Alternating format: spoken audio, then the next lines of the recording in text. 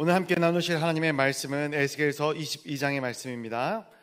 에스겔서 22장, 제가 가진 성경책으로는 구약성경 1182페이지입니다.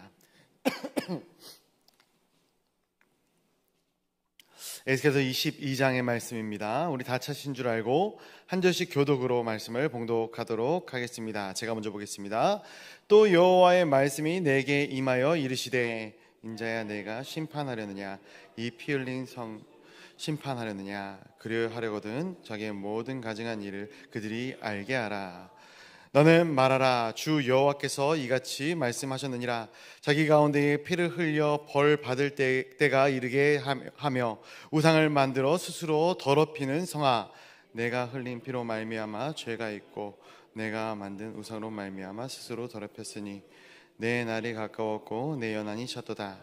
그러므로 내가 너로 이방의 능욕을 받으며 만국의 조롱거리가 되게 하려. 너 이름이 더럽고 어지러움이 많은 자여, 가까운 자나 먼 자나 다 너를 조롱하리라. 이스라엘 모든 고관은 각기 권세대로 피를 흘리려고 내 가운데에 있었도다. 그들이 내 가운데에서 부모를 없인 여겼으며 내 가운데에서 나그네를 학대하였으며 내 가운데에서 고아와 과부를 해하였도다. 너는 나의 성물을 없인 여겼으며 나의 안식일을 더럽혔으며 내 가운데에 피를 흘리려고 이간을 붙이는 자도 있었으며 내 가운데에 산 위에서 재물을 먹는 자도 있었으며 내 가운데에 음행하는 자도 있었으며 내 가운데에 자기 아버지의 하체를 드러내는 자도 있었으며 내 가운데에 월경하는 부정한 여인과 관계하는 자도 있었으며 어떤 사람은 그 이웃의 아내와 가증한 일을 행하였으며 어떤 사람은 그의 며느리를 더럽혀 음행하였으며 내 가운데 어떤 사람은 그 자매 곧 아버지의 딸과 관계하였으며 내 가운데에 피를 흘리려고 뇌물을 받는 자도 있었으며 내가 변론 이자를 받았으며 이익을 탐하여 이웃을 속여 뺏었으며 나를 잊어버렸도다. 주 여호와의 말씀이니라. 내가 불의를 행하여 이익을 얻은 일과 내 가운데에 피 흘린 일로 말미암아 내가 손뼉을 쳤나니 내가 내게 부응하는 날에 내 마음이 견디겠느냐, 내 손이 힘이 있겠느냐. 나 여호와 내가 너를 뭇 나라 가운데에서 흩으며 각 나라에 해치고 너의 더러운 것을 내 가운데서 멸하리라. 내가 자신 때문에 나라의 목전에서 수치를 당하리니 내가 여호와인 줄을 알리라 하셨다 하라. 여호와의 말씀이 내게 임하여 이르시되, 인자야 이스라엘 족속이 내게 찌꺼기가 되었 곧 풀무불 가운데 있는 놋이나 주석이나 쇠나 납이며 은혜의 찌꺼기로다. 그러므로 주 여호와께서 이와 같이 말씀하셨느니라. 너희가 다 찌꺼기가 되었은즉 내가 너희를 예루살렘 가운데로 모으고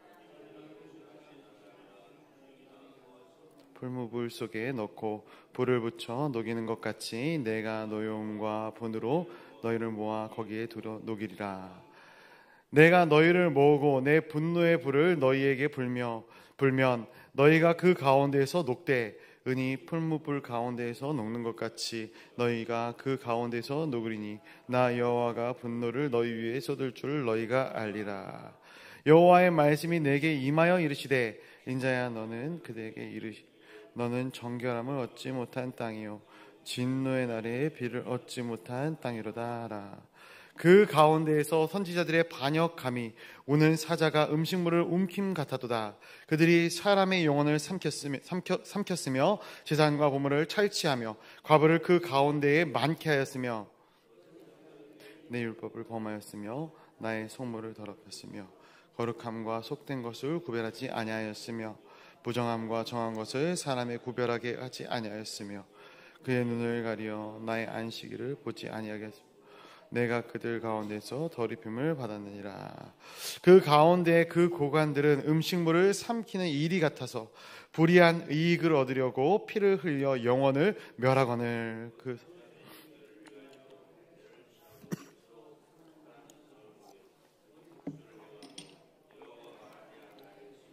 주 여호와께서 이같이 말씀하시느니라. 이 땅 백성은 포악하고 강탈을 일삼고 가난하고 궁핍한 자를 압제하고 나그네를 부당하게 학대하였으므로 이 땅을 위하여 성을 쌓으며 성 무너진 데를 막아서 나로 하여금 멸하지 못하게 할 사람을 내가 그 가운데에서 찾다가 찾지.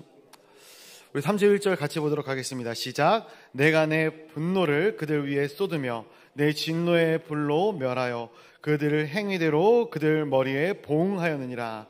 주 여호와의 말씀이니라. 아멘.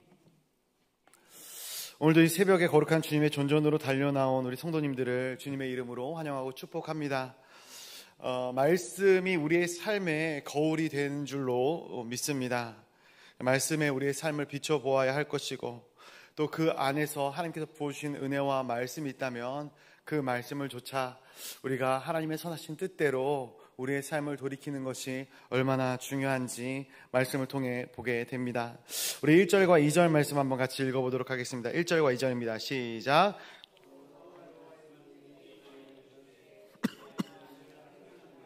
이 피 흘린 성읍을 심판하려느냐, 그리 하려거든 자기의 모든 가증한 일을 그들이 알게 하라. 아멘. 우리가 이제 어저께 함께 나눴던 21장에서는 칼의 비유를 통해서 하나님께서 당대의 강성한 나라인 바벨론을 통해 남유다를 심판하실 것을 선포하고 계신 것들을 보게 됩니다. 이어지는 22장 말씀에서도 또 여호와의 말씀이 임하였다라는 거예요. 또 여호와의 말씀이 임하였다. 어제 본문과 이어서 그 심판의 원인을 오늘 본문 가운데서 자세히 이제 좀 다루고 있는 것을 보게 되는데요. 마치 이 판사가 법정에서 죄인의 죄상을 쭉 이렇게 나열하면서 어떠한 죄를 졌는지 나열하는 것처럼, 오늘 우리가 22장 본문을 쭉 읽어가면서 이스라엘이 어떠한 범죄를 저질렀길래 하나님께서 그들을 심판하시는 것인가 라는 사실을 너무나도 적나라하게 보게 되고 있음을 봅니다. 하나님께서 그들에게 금하셨던 것들을 이스라엘이 어떻게 범하였는지, 어떻게 보면 오늘 본문은 그래도 좀 무거운 본문과 같다, 무거운 본문이다라고 생각이 됩니다. 이 말씀을 어저께도 쭉 묵상하면서 마음 한켠에 드는 무거운 마음과 안타까운 생각들이 있었습니다. 본인들이 이 말씀을 온전히 깨달았더라면 그 잘못을 수많은 선지자들이 다 낱낱이 먼저 고하지 않았겠습니까? 돌이키라고 수도 없이 많은 선지자들이 피를 토해가며 이야기를 했을 텐데, 만약에 그 선지자들의 이야기를 듣고 그들이 그때 돌이켰더라면 굳이 심판을 받지 않아도 됐을 것인데, 끝까지 그 죄를 고집하고 그 죄로부터 돌이키지 않았기 때문에 오늘 이 작금의 상황에, 이 비참한 상황에 놓이게 됐다라는 것이죠. 그러면서 하나님께서는 늘 말씀하시고 알려주시는 하나님이신 것을 우리가 보게 됩니다. 우리가 하인리 법칙에 대해서 들어보신 적이 있으실 것입니다. 1대 29대 300의 법칙이라고 이야기를 하기도 하는데요. 300건의 사소한 사고가 발생을 하면은 29건은 이 300건의 사고보다는 조금 더 큰 경미한 사고가 발생되어진다고 합니다. 이 29건의 사고가 발생되는 그 텀에 이 한 건의 사망 사고가 발생한다라는 것이죠. 무슨 말이냐? 사고는 어느 한순간에 터지는 것이 아니다라는 거예요. 수많은 전조 증상이 있다라는 것이죠. 인재든 천재든 말입니다. 큰 지진도, 화산 폭발도, 사람이 지은 건물의 무너짐도 대부분 전조 증상이 있고 그 일이 벌어지게 됩니다. 문제는 무엇인가? 그 전조 증상이 나타났을 때 그것을 무시하는 거예요. 그것을 못 본 척 하는 것이죠. 그럼 결국 큰 사고가 터지게 되는 것이죠. 우리는 그러한 큰 사고가 터지는 것들을 보면서 어떠한 생각을 하는가? 왜 전조가 있었는데도, 왜 전조 증상이 있었는데도 이것을 무시했는가? 그 죄가 천재고 인재고 이야기를 하지만 이 모든 죄 중에 상당수는 막을 수 있는 죄가 많이 있거든요. 근데 그럼에도 불구하고 이것을 막지 못하는 이유는 안전할 것이다 라는 생각을 하기 때문이죠. 적어도 이 타이밍에는 이 일들이 벌어지지 않을 것이다 생각하는 거예요. 내 때에는 하나님의 심판이 임하지 않을 것이다 라는 이 마음이 은연중에 사람들의 마음 가운데 있는 것이죠. 마음가짐에서부터 먼저 죄가 일어나는 거예요. 보이는 현상들은 그래서 보이지 않는 현상으로부터 시작이 되는 것입니다. 왜 우리가 성경을 이야기하고 하나님을 이야기하고 이것을 믿으라 이렇게 이야기를 합니까? 보이는 것들은 사실 보이지 않는 것들로부터 시작되기 때문에 그렇습니다.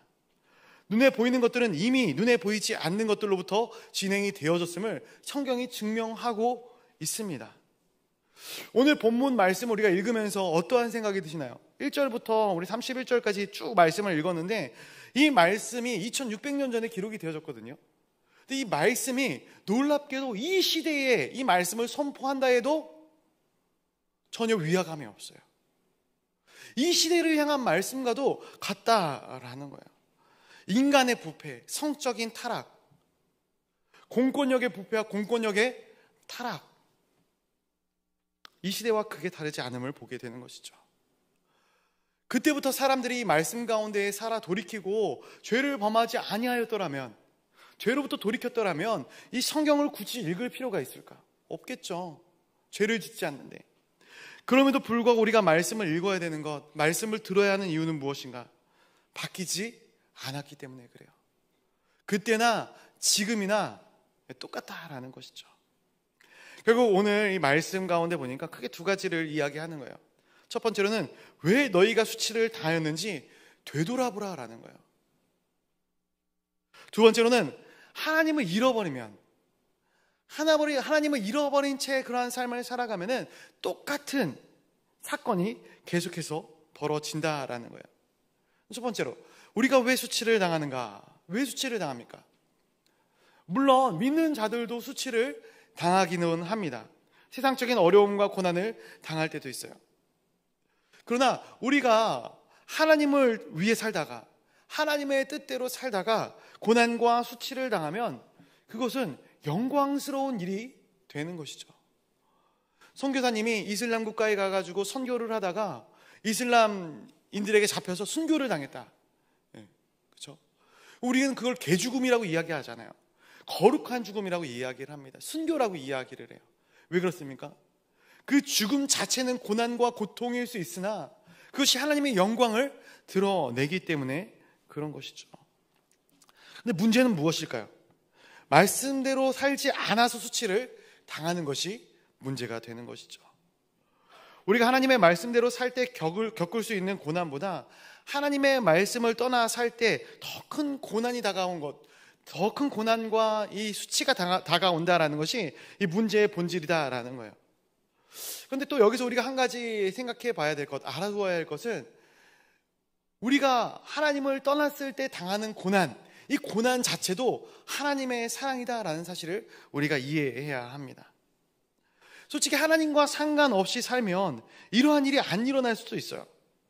그러나 하나님의 사람은 그러한 일에 대한 타협이 없어요. 우리가 하나님을 믿고 따르는 그 순간 우리가 죄를 지면 하나님께서는 어떻게 해서든 우리를 그 죄로부터 돌이키고자 고난과 역경을 허락하신다라는 거예요. 마치 이런 것이죠. 우리가 자녀를 훈육합니다. 왜 자녀를 훈육합니까? 내 자녀니까 훈육하는 거예요. 내 자녀가 아닌 다른 사람의 자녀를 훈육한다. 이건 조금 어색한 그림인 것이죠. 어저께 이제 지인이랑 같이 만나서 이제 지인의 자녀들과 함께 저희 자녀들도 같이 노는데 막 핸드폰 게임을 하고 있는 거예요. 저희 아내가 아이가 핸드폰 게임을 하고 있는데 그 아이를 놔둔 채 다른 자녀를 불러서 왜 너 게임하냐? 게임하지 말아라. 이렇게 이야기할 수 있을까요? 없어요. 오직 제 자녀에게만 제가 그 이야기를 할 권리가 있는 거예요. 내 자녀이기 때문에. 하나님께서는 하나님의 자녀들이 어긋나가는 모습을 그냥 두고 보지 않으시는 분이시죠. 우리 4절 말씀 한번 같이 읽어보도록 하겠습니다. 4절 말씀 한번 같이 보겠습니다. 4절입니다. 시작. 내가 흘린 피로 말미암아 죄가 있고 내가 만든 우상으로 말미암아 스스로 더럽혔으니 내 날이 가까웠고 내 연한이 쳤도다. 그러므로 내가 너로 이방의 능욕을 받으며 만국의 조롱거리가 되게 하였노라. 아멘. 그들이 왜 수치를 당하고 있는가? 이스라엘 백성들이 하나님을 떠나 세상을 쫓아 살아나가는 것이죠. 그들의 입장에서는 핑계거리가 있어요. 왜? 우리가 그렇게 하면 잘 살 줄 알았더라는 거예요. 그러나 결과적으로 그렇지 못했죠. 물론 그들이 세상적으로는 풍요로워지거나 번영을 한 것처럼 보일 수는 있었을 것 같습니다. 그러나 그들이 번영의 이런 모델링을 어디를 삼았냐면은 이 바벨론, 애굽, 아수르 이런 나라들을 모델로 삼아서 그들이 이러한 이 우상을 숭배하고 이러한 타락한 일들을 벌이는 것 아니었겠습니까? 그런데 그들로 말미암아 그들이 멸망을 당한다라는 것이죠. 유대 백성들이 그 땅의 풍습을 받아들이고 우상을 받아들였더니 잠시 잘 되는 것처럼 보이지만 그들이 답습했던 그 나라들을 통해서 그들이 멸망하게 되고 넘어지게 된다라는 거예요. 사랑하는 성도 여러분, 우리가 신앙을 지켜야 되는 이유, 신앙의 자리를 지켜야 할 이유가 바로 여기 있는 것이죠. 세상적으로 살면은 효율적이어 보입니다. 생산적이어 보여요. 솔직히 제가 사업을 하는 이러한 분들을 보게 되면은 주일날 쉬는 것이 쉬울까요, 어려울까요? 어려워요. 쉽지 않습니다. 돈을 많이 번 이 사업장을 가진 분들도 주일날 쉬는 것을 굉장히 어려워하시는 분들을 제가 종종 보게 됩니다. 주일날 일하는 것이 효율적이죠. 생산적이죠. 더 많은 것들을 할 수 있죠. 그러나 생산성과 효율성을 위해서 하나님과의 관계를 소비해버린다면 결과적으로는 자기의 무덤을 파는 상황을 맞이하게 되는 거예요. 그래서 오늘 본문 가운데 하나님께서 이스라엘 백성에게 너희가 계속해서 그렇게 살았기 때문에, 너희가 그러한 삶으로부터 돌이키지 않았기 때문에 결국 너희가 이방의 능욕을 받으며 만국의 조롱거리가 되게 하였다라고 말씀을 하고 계신 것이죠. 저는 우리 사랑하는 동강교회 성도님들이 이 세상 가운데 조롱거리가 되지 않기를 간절히 소원합니다. 이 세상에 이 기독이라는 이름이 얼마나 안타깝게 이 타락한 이름으로 망령되이 일컫는 경우들이 많이 있습니까? 저는 우리가 그러한 빌미를 제공하는 성도들이 되지 않기를 간절히 소원해요. 참된 크리스천으로, 하나님의 거룩한 백성으로 사람들이, 세상 사람들까지도 인정할 만한 그런 하나님의 거룩한 권속들이 되시기를 간절히 소원합니다. 그리고 이어지는 두 번째 문제의 본질을 12절에서 이렇게 말씀을 해주고 계신데요, 우리 12절 말씀도 한번 같이 읽어보도록 하겠습니다. 12절입니다. 시작. 내 가운데에 피를 흘리려고 뇌물을 받는 자도 있었으며 내가 번 돈의 이자를 받았으며 이익을 탐하여 이웃을 속여 빼앗았으며 나를 잊어버렸도다. 주 여호와의 말씀이니라. 아멘. 본문의 두 번째 부분 뭐라고요? 나를 잊어버렸다라는 거예요. 하나님을 잊어버렸도다. 이게 문제라는 거예요. 저는 하나님 잃어버리지 않고 늘 예배도 잘 나오고 하나님의 말씀을 쫓아 살아가고 있는데요. 네, 맞죠. 그렇게 잘 살고 계십니다. 근데 문제는 우리가 우리의 삶 가운데 종종, 아니 자주 하나님이 없는 것처럼 살아가고 있다라는 거예요. 예레미야 선지자를 통해서도 동일한 메시지를 주십니다. 너희가 길을 굽게 하더니 나를 잊어버렸다라는 거예요. 우리가 거짓말을 자주 하면 진실을 잊어버립니다. 허언증이 있는 사람들을 만난 적이 있으십니까? 허언증이 있는 사람들. 그 사람들의 눈을 보면 그 사람들이 거짓말 하는 것처럼 느껴지시던가요? 혹시 못 보시는 분들이 계실 것 같아요.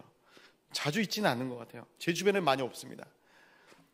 근데 적어도 본인만큼은 진실을 말하고 있는 것처럼 이야기를 해요. 제가 왜 이걸 아냐면은 제 고등학교 때 친구가 이랬거든요. 본인이 다니지 않는 학교의 교복을 입고 어느 날 나타나더라고요. 그러더니 자기가 그 학교로 전학을 갔다라는 거예요. 근데 그 학교는 굉장히 이제 특수한 목적의 고등학교였거든요.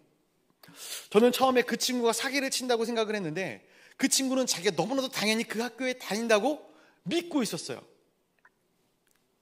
그럴 성적이 되지 않는 친구인데 그렇게 믿고 있었어요. 그 아이를 생각해 보니까 처음부터 그 아이가 그렇게 되었을까? 아니에요.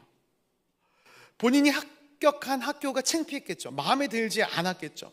그래서 누군가를 속이려고 한두 번 속이고 그 교복을 입고 행세를 하다 보니까 사람들이 믿는 거예요. 아, 네 그 학교 출신이구나. 네가 그 학교 다니는구나. 믿는 거예요. 교복까지 입고 있으니까. 그러다 보니까 자기 자신도 그 거짓에 속게 되는 것이죠. 그래서 자신이 정말로 그 학교에 다니는 것처럼 행동하고, 그 학교에 축제에 가고, 그 학교의 사람들과 친근하게 말을 걸고, 실은 모르는 사람들인데 자기 자신마저 속이게 되는 그러한 일들이 벌어지게 되는 것이죠. 이스라엘 백성들이 그러했다라는 거예요. 이방신을 섬기면서, 우상을 섬기면서 마치 우리가 하나님을 섬기고 있다라는 것처럼 그들의 마음 가운데 가증한 것으로 채우고 있다라는 거예요. 현대사회에 비추면 어떨까요? 물질을 섬기면서, 자녀를 섬기면서, 내 사업과 내 권력을 섬기면서 내가 마치 하나님을 섬기고 있다라고 거짓 뇌이징을 하는 것이죠. 가스라이팅 하는 겁니다, 스스로를. 결국 그러한 길을 걷게 되면 그 마지막이 어떠한가? 우리 13절 14절 말씀을 한번 같이 보도록 하겠습니다. 13절 14절 같이 보겠습니다. 시작. 내가 불의를 행하여 이익을 얻은 일과 내 가운데 피 흘린 일로 말미암아 내 손뼉을 쳐나니 내가 내게 보응하는 날에 내 마음이 견디겠느냐? 내 손이 힘이 있겠느냐? 나 여호와가 말하였으니 내가 이루리라. 아멘. 31절도 있습니다. 31절 말씀도 한번 같이 보도록 하겠습니다. 31절입니다. 시작. 내가 내 분노를 그들 위에 쏟으며 내 진노의 불로 면하여 그들 행위대로 그들 머리에 보응하였느니라. 주 여호와의 말씀이니라. 아멘. 그 길을, 그 거짓된 길을, 그 망령된 길을 쭉 걷게 되다 보면 만나는 것이 무엇인가? 보응한다라는 거예요. 보응한다. 이 보응한다라는 말이 뭡니까? 그 행위의 결과대로 하나님께서 심판하신다라는 것 아니겠습니까? 문제는 그 날에 너희가 견딜 수 있겠느냐라는 거예요. 견딜 수 있겠느냐. 하나님은 사랑의 하나님이십니다. 그러나 또한 하나님은 공의의 하나님이시기도 하시죠. 죄를 미워하시는 하나님, 그리고 그 죄에 대해 분명히 심판하시겠다 말씀하시는 하나님이십니다. 저는 이 시대가, 이 세대가 언제든 하나님의 심판을 받아도 이상하지 않은 세대다라고 생각을 합니다. 그러나 그럼에도 불구하고 하나님께서 심판을 유보하시는 이유는 하나님을 믿는 자들이 그럼에도 불구하고 이 나라와 이 땅을 위해서, 이 민족을 위해서 기도하기 때문이 아닌가 생각을 합니다. 그러나 정말로 한국 교회가 복음 안에 바로 세워져 나가지 못하고 다음 세대를 세우지 못한 채 무너져 가게 된다면 이 나라가 어떻게 될까 두렵고 떨리는 마음이 있습니다. 어떻게 하겠습니까? 말씀을 먼저 들은 자들이, 하나님께서 그 말씀을 허락하신 자들이 먼저 깨어 있어야 되는 것이죠. 이것들을 위해 기도해야 합니다. 오늘 광복절 이 새벽입니다. 이 광복의 기쁨과 이 감사도 물론 우리 가운데 있겠지만 이 모든 것들을 허락하신 분이 하나님이시고 이 나라를 하나님의 뜻과 하나님의 계획이 있어 여기까지 인도하시는 분도 역시 하나님이신 줄로 믿습니다. 그렇다면은 이 나라를 누구의 손에 의탁하며 나가야 하겠습니까? 우리 시간 같이 기도하며 나아가도록 하겠습니다. 우리가 이 시간 같이 기도할 때에 하나님, 이 땅의 황폐함을 아시는 하나님께서 이 땅을 긍휼히 여기시고 다음 세대를 긍휼히 여겨달라고 같이 기도해 주시고요. 교회를 위해, 선교사님들을 위해, 환우를 위해 같이 기도해 주시면 감사하겠습니다. 각자 가져오신 기도의 제목들을 놓고 우리 같이 기도하실 때에 우리의 전인격을 담아 우리의 마음과 뜻과 모든 힘을 쏟아 우리 주님의 이름을 한번 크게 부르짖고 기도의 자리로 나아가도록 하겠습니다. 주여!